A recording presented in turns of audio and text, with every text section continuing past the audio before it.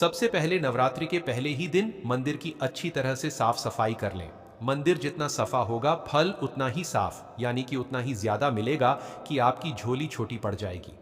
मंदिर के अंदर अगर पुरानी मालाएं हैं, टूटी फूटी मूर्तियां हैं, उसके साथ ही खाली माचिस के डिब्बे रखे हुए हैं, तो उन्हें बाहर फेंक दें तथा टूटी मूर्ति को किसी नदी में प्रवाहित कर दें। घर में छोटे बच्चों को नवरात्रि का व्रत नहीं रखना चाहिए, इससे उनकी जान को खतरा हो सकता है, क्योंकि इस व्रत में शरीर को अधिक शक्ति की जरूरत होती है, फल जूस इत्यादि की आवश्यकता पड़ती है। बच्चे व्रत रखने में सक्षम नहीं होते। बच्चे यदि रख भी लेते हैं तो जाने अनजाने में व्रत को तोड़ देते हैं, क्योंकि बच्चे नादान होते हैं, इसलिए बच्चों को यह व्रत नहीं रखना चाहिए। माता शेरावाली की तस्वीर अगर कांच के फ्रेम की है और वह कांच हल्की सी भी अगर टूटी हुई हो, तो ऐसी कांच को बदल वाले ऐसी तस्वीर को जल में विसर्जित कर दें टूटी मूर्ति की पूजा करने से। टूटी तस्वीर की पूजा करने से आपकी श्रद्धा, भक्ति, व्रत आदि सब टूट जाता है। आपका व्रत खंडित हो जाता है। वास्तुशास्त्र के अनुसार घर में सकारात्मक ऊर्जा बढ़ाने के लिए कई महत्वपूर्ण बातें बताई गई हैं। वास्तु के अनुसार घर की हर एक वस्तु नकारात्मक और सकारात्मक ऊर्जा का संचार करती है। अगर उन्हें सही स्थान पर ना रखा जाए तो यह घर में नकारात्मकता फैलाती है, जिसका असर पूरी तरह से घर की आर्थिक स्थिति पर पड़ जाता है और घर में दिन रात क्लेश होने लगते हैं। वहीं अगर उन्हें सही दिशा में और सही स्थान पर रखा जाए तो यह घर में सकारात्मक ऊर्जा फैलाते हैं और घर में सुख शांति बनी रहती है। दोस्तों, वास्तु के अनुसार घर का मुख्य द्वार सभी तरह के सुख, समृद्धि और वैभव का प्रवेश द्वार होता है। लेकिन अगर इसकी दिशा गलत हो या फिर कोई ऐसी चीज है इसके सामने रखी हुई जो नकारात्मकता फैलती है, तो इससे घर में क्लेश, बीमारियां और दरिद्रता घर में प्रवेश करती है।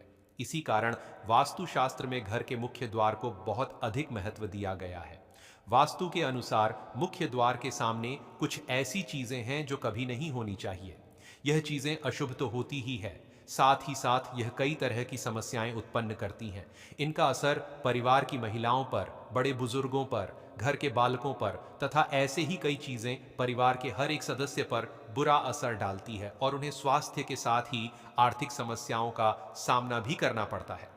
तो ऐसे में हम जानते हैं मुख्य द्वार के सामने कौन सी चीजें हैं जो होना बहुत ही अशुभ माना गया है। दोस्तों, नंबर 1, घर के सामने गंदे पानी का जमाव। वास्तु के अनुसार घर के मुख्य द्वार के सामने गंदे पानी का जमाव हो ना बड़ा ही अशुभ होता है। यह वास्तु दोष का कारण बनता है।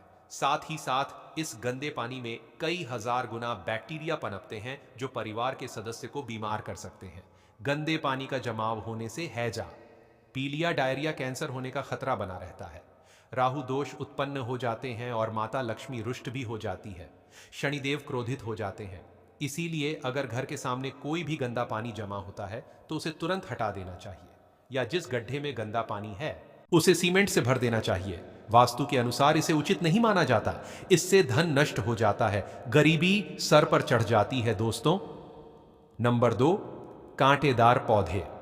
कांटेदार पौधे कई लोग घर की शोभा बढ़ाने के लिए लगा लेते हैं, जो कि बहुत ही अशुभ माना जाता है। कांटेदार पौधों को शुभता का प्रतीक नहीं माना जाता। कांटेदार पौधे अगर घर के सामने लगे हो तो यह परिवार में चुभन का काम करते हैं, रिश्तों में चुभन पैदा हो जाती है। कांटेदार पौधे नकारात्मकता का कारण बनते हैं। घर के सामने या घर के बगल में कांटेदार पौधे कभी नहीं लगाने चाहिए।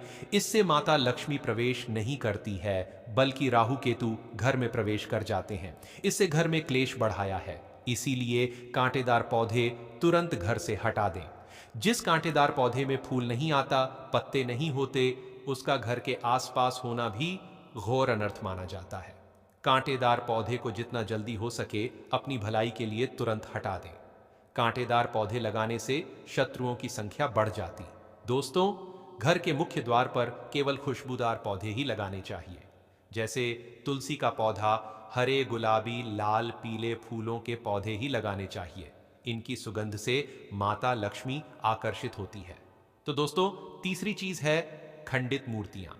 अगर आपके घर में किसी भी देवी देवता की खंडित मूर्ति है तो उसे तुरंत किसी पवित्र स्थान या नदी में विसर्जित कर दें, क्योंकि खंडित मूर्तियां घर में नकारात्मक ऊर्जा को आकर्षित करती हैं और इसका परिणाम घर के सदस्यों पर बुरा पड़ सकता है। इसके अलावा अगर आपके घर में पुराने टूटे फूटे जूते चप्पल पड़े हैं जिनका उपयोग आप नहीं करते हैं, तो उन्हें भी घर से बाहर हटा दें। वास्तु के अनुसार घर में पुराने और अनुपयोगी जूते, चप्पल रखने से नकारात्मकता फैलती है और यह घर के सदस्यों की उन्नति और तरक्की में बाधक बनते हैं। साथ ही घर में बंद घड़ी रखना भी नकारात्मक संकेत माना जाता है। बंद घड़ी को भी नवरात्रि से पहले घर से हटा देना चाहिए, क्योंकि यह तरक्की और समय के प्रवाह को रोकती है। टूटे हुए कांच या शीशे की कोई भी वस्तु अगर आपके घर में है तो उसे तुरंत हटा दें। टूटा हुआ कांच घर में नकारात्मक ऊर्जा लाता है और इसके प्रभाव से घर के सदस्यों को नुकसान हो सकता है। इसीलिए नवरात्रि से पहले अपने घर को पूरी तरह से शुद्ध और व्यवस्थित कर लें, ताकि मां दुर्गा की कृपा आप पर बनी रहे और आपके जीवन में सुख समृद्धि का वास हो। नवरात्रि के पावन दिनों में मां दुर्गा पृथ्वी पर निवास करती है और अपने भक्तों की पूजा को प्रत्यक्ष स्वीकार करती है। इसीलिए नवरात्रि के 9 दिनों में माता की पूजा और व्रत का विशेष महत्व होता है।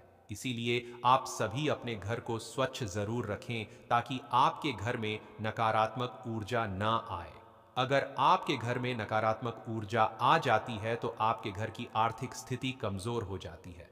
इसलिए नवरात्रि शुरू होने से पहले कांच की टूटी हुई चीजें तुरंत घर से निकाल दें, जिससे कि नकारात्मक ऊर्जा का प्रभाव खत्म हो सके और सकारात्मक ऊर्जा का प्रवाह बना रहे।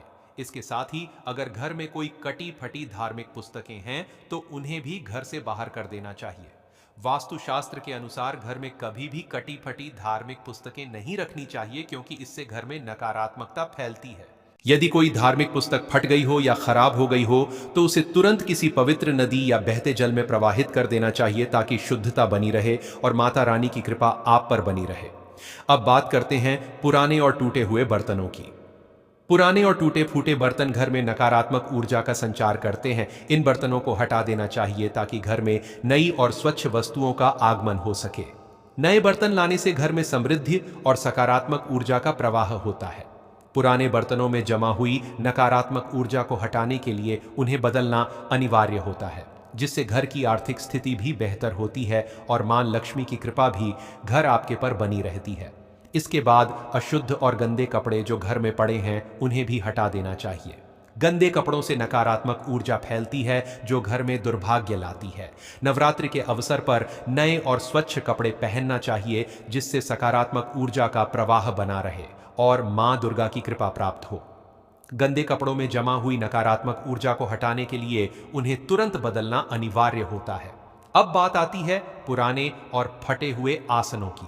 फटे हुए या पुराने आसन भी घर में नकारात्मक ऊर्जा फैलाते हैं और इस कारण मां लक्ष्मी और मां दुर्गा की कृपा में बाधा उत्पन्न होती है।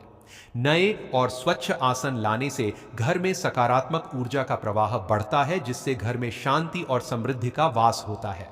पुराने आसन से नकारात्मक ऊर्जा का प्रभाव हटाने के लिए उन्हें बदलना आवश्यक है। इसके अलावा गंदे और धूल भरे पर्दे भी घर में नकारात्मकता का संचार करते हैं। इन्हें तुरंत हटा देना चाहिए और नए पर्दे या पर्दे को अच्छी तरह से धुलकर और साफ करके लगाना चाहिए, जिससे घर की स्वच्छता बनी रहे और सकारात्मक ऊर्जा का प्रवाह हो।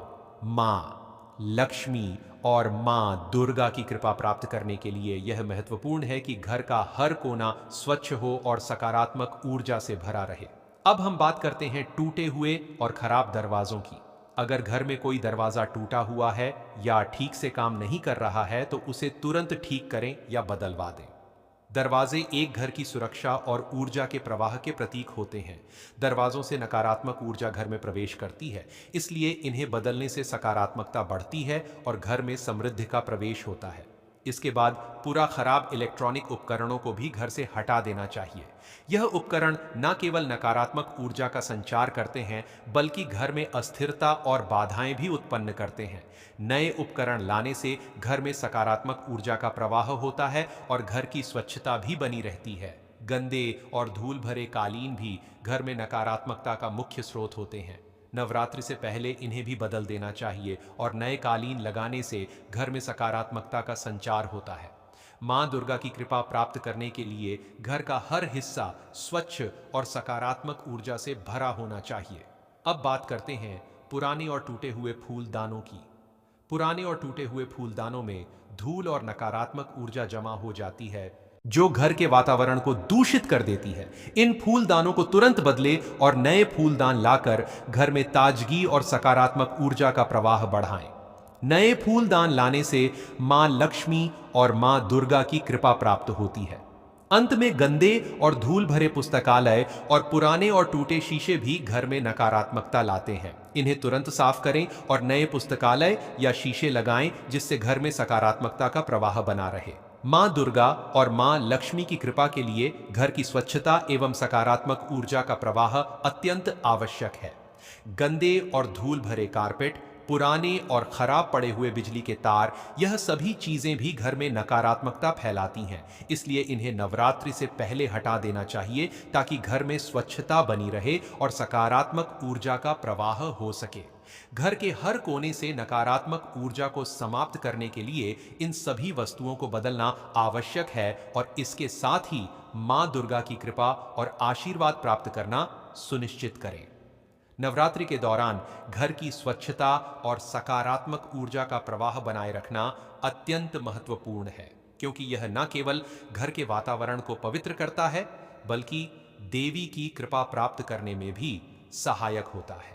इस शुभ पर्व के 9 दिनों में हम देवी मां के प्रति अपनी श्रद्धा और भक्ति प्रकट करते हैं और इसमें घर की स्वच्छता का विशेष ध्यान रखना चाहिए।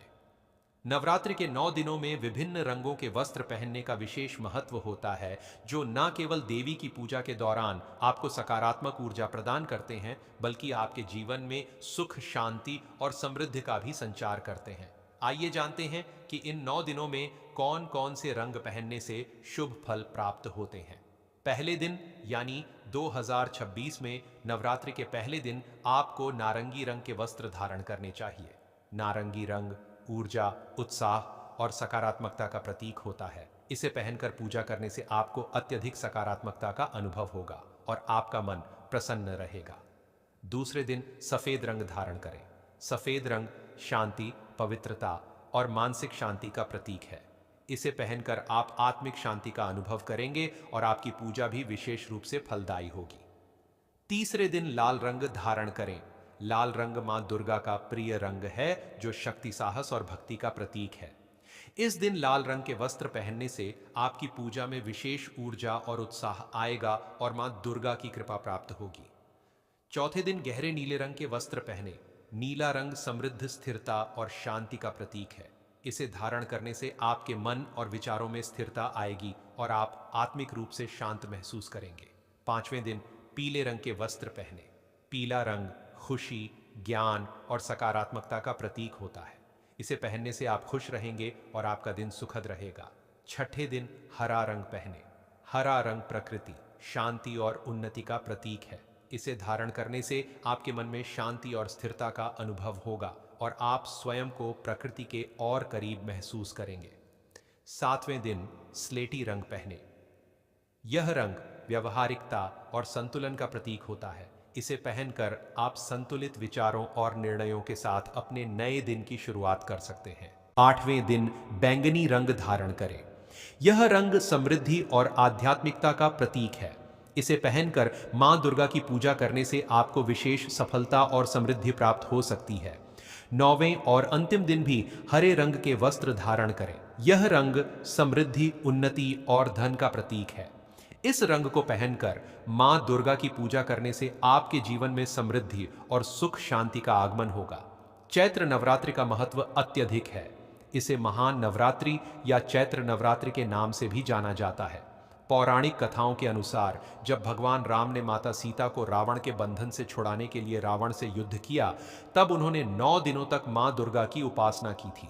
इसी तरह महिषासुर का वध करने के लिए मां दुर्गा ने भी 9 दिनों तक युद्ध किया था और 10वें दिन उसे पराजित किया। तभी से इन 9 दिनों को पवित्र और शुभ माना जाता है और भक्तजन मां दुर्गा की आराधना करके अपने जीवन से कष्टों और बाधाओं को दूर करते हैं।